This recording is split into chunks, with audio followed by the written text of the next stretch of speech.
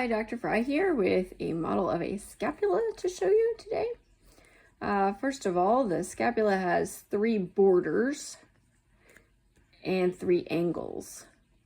It's roughly a triangular shape. Okay, so there is a superior border, a medial border, and a lateral border, as well as a superior, inferior, and lateral angle.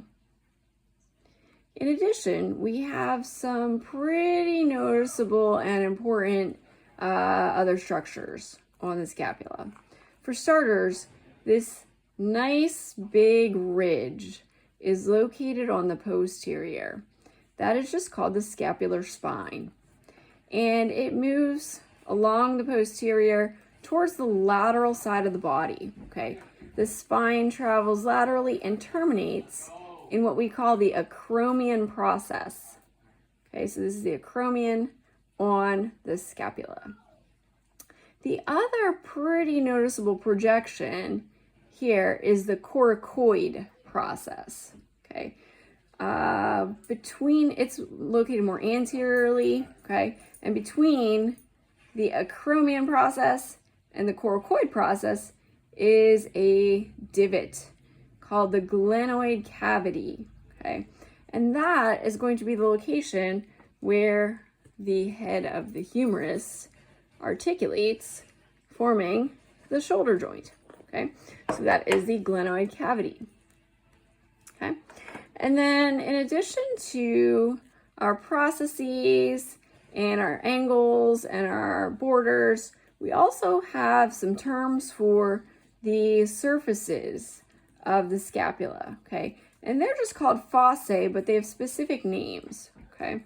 So for starters, there's 2 surfaces, 2 fossae on the posterior side, and they're just named because they are above and below the scapular spine.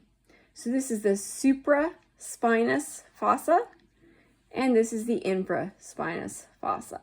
Supraspinous, infraspinous fossae. And then if you flip over to the anterior of the scapula, this is the subscapular fossa, okay, the entire thing. There's only 1 fossa on the anterior, okay? All right, and then the last thing we need to be able to do is determine if we have a left or a right scapula. And if we know posterior has the spine and lateral has the glenoid cavity, we can determine that this is a right scapula, okay?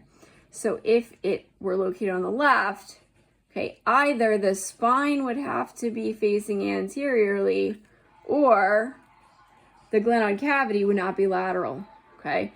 And both of those need to be in place. So the glenoid cavity must be lateral, facing the shoulder, okay, facing the humerus, and that spine needs to be posterior, making this a right scapula.